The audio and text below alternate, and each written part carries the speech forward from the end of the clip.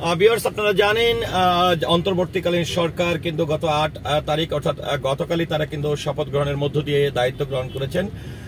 তো সেই প্রেক্ষাপটে আমরা যেটি হচ্ছে যে এই গণ অভ্যুত্থান অর্থাৎ আওয়ামী সরকারের পতনের পরে আমরা দেখেছিলাম যে বিভিন্ন জায়গায় অনেক ধরনের সহিংসতার খবরটি আমরা পেয়েছিলাম।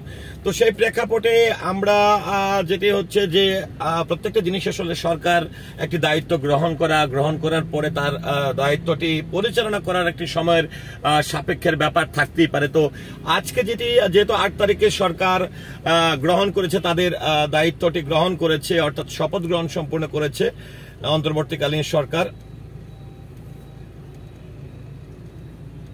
তো লাইসেন্স খুঁজে না কি করবে সব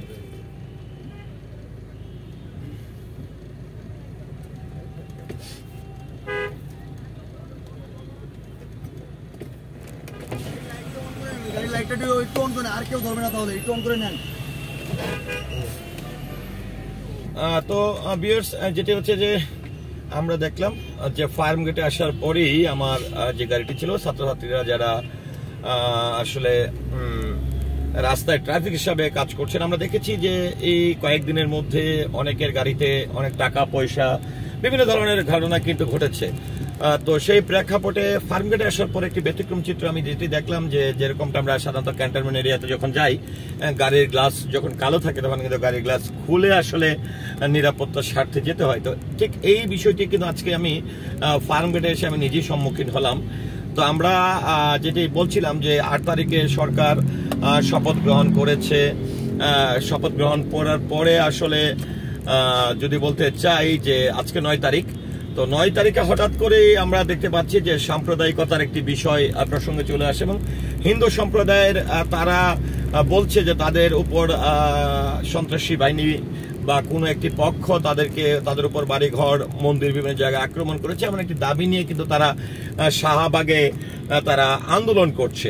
তো সেই প্রেক্ষাপটে আসলে আমরা যারা সাধারণ মানুষ আছি তাদের একটি বিষয় থাকতে পারে যে শাহবাগ যেহেতু খুব কাছাকাছি কাউরান বাজার থেকে বা ফার্মগেট থেকে, সেক্ষেত্রে আসলে আপনি যখন যাতায়াত করবেন তখন আসলে কতটা নিরাপদ বা এই আন্দোলনটি কি বাংলা মোটর ক্রস করে এসে শাহবাগের দিকে থেকে কি এটি কারণ বাজারের দিকে প্রবেশ করেছে কিনা, এই বিষয়টি কিন্তু আপনাদের একটি চিন্তা থাকতে পারে। তো ভিউয়ার্স, আপনারা দেখতে পাচ্ছেন যে আমি একদমই ফার্মগেট থেকে কাউরান বাজারের যে মেট্রো রেল স্টেশনটি রয়েছে সেই স্টেশনটি নিচ ধরে আমি কাউরান বাজার চত্বর দিয়ে কিন্তু আপনাদেরকে একটু বাংলা মোটর পর্যন্ত দেখাবো যে আসলে এখানকার পরিস্থিতি কি। কারণ এই কোটা সংস্কার আন্দোলনকে ঘিরে কিন্তু এই আন্দোলনরত অবস্থায় আমরা দেখেছিলাম যে অনেক ধরনের বিচ্ছিন্ন ঘটনা কিন্তু এই কাউরান বাজারের এই চত্বরটি কিংবা কাউরান বাজার এরিয়াতে ঘটেছিল।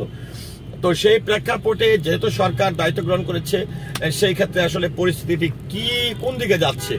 আরেকটি বিষয় যদি বলতে চাই যে একদমই ৫ তারিখে যখনই গণ অভ্যুত্থান হয় তারপরে ৬ তারিখ থেকেই মোটামুটি আমরা লক্ষ্য করছিলাম ৬ তারিখ থেকে আমরা মোটামুটি লক্ষ্য করছিলাম সেটি হচ্ছে যে একদম ঢাকা শহরে একযোগে এট এ টাইমে বিভিন্ন জায়গায় ডাকাতের হামলা, মানুষের মধ্যে একটি ব্যতিক্রম মানে আতঙ্ক কিন্তু বিরাজ করেছিল। হ্যাঁ, তো সেটিও কিন্তু আমরা দেখেছি। তো সেখানে আমরা এটিও দেখেছি যে যেটি যদি বলতে চাই, প্রথমেই আমরা শুনেছিলাম মোহাম্মদপুর বসিলা এই অঞ্চলে প্রথম আসলে তারা ডাকাত দল আক্রমণ শুরু করেন। তার পরবর্তীতে আমরা ৮ তারিখে রাতে আমরা হঠাৎ করে শুনতে পারি যে উত্তরার বিভিন্ন সেক্টরে ডাকাত প্রবেশ করেছে এবং তারপরে কিন্তু আমরা মিরপুর যে কালশি চত্বরটি রয়েছে সেখানেও কিন্তু ডাকাত আক্রমণ করেছে। কিন্তু সবচেয়ে বড় যে বিষয়টি, সাধারণ মানুষজন কিন্তু এতটাই সচেতন হয়ে উঠেছে এবং বাংলাদেশ সেনাবাহিনীর এই যে পারদর্শিতা সবকিছু মিলিয়ে কিন্তু আমরা প্রত্যেকটি জায়গায় যেখানে আসলে ডাকাত আক্রমণ করেছে সেখানেই কিন্তু অস্ত্রসহ সংঘবদ্ধ ডাকাত দলের অনেক সদস্যই কিন্তু গ্রেফতার হয়েছে।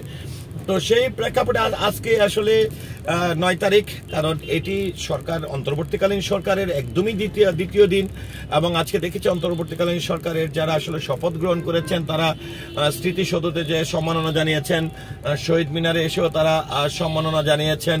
হ্যাঁ, তো এই যে বিষয়গুলোর পরিস্থিতি থেকে আমরা কিন্তু ছাত্রছাত্রীদেরকে একদমই রাস্তায় দেখছি অবস্থান করতে, কিন্তু আমরা দেখছি তারা কিন্তু আছে এখনো। তারা ট্রাফিক ব্যবস্থা নিয়ন্ত্রণ করছেন বা ট্রাফিক সেবা তারা দিচ্ছেন। তো আমি কারওয়ান বাজারের যে চত্বরটি রয়েছে সেটি ক্রস করলাম, করে কিন্তু এখন আপনাদেরকে প্রায় বাংলা মোটরের কাছাকাছি নিয়ে এসেছি এবং এই বাংলা মোটরেও কিন্তু কোটা সংস্কার আন্দোলনরত অবস্থায় কিন্তু অনেক ভাঙচুর আন্দোলন অনেক কিছুই হয়েছে।